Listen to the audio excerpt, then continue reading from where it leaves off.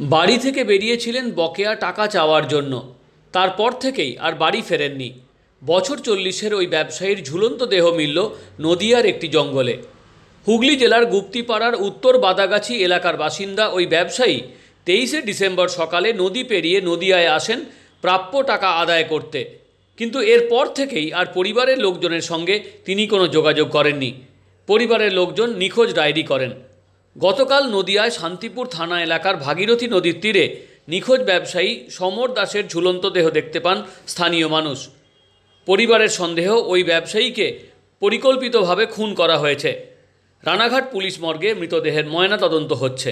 তাগাদা করতে গেছিল, তাগাদা করতে গেছিল, ব্যবসার তাগাদা করতে গেছিল। তারপর থেকে সোমবার থেকে সে নিখোঁজ, এবং নিখোঁজের পর কাল তার দেহ উদ্ধার হয়। কোথা থেকে উদ্ধার হয়? বাড়ির কাছে না? বাড়ির কাছে না, বাড়ি থেকে মিনিমাম 5 থেকে 7 কিলোমিটার দূর, তারাপুর ঘাট সংলগ্ন এলাকায়।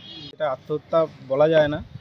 তো আমরা প্রশাসনের কাছে এটাই আবেদন করব, যাতে দোষী, যে আসল দোষী, সে সম্পূর্ণভাবে শাস্তি পায়।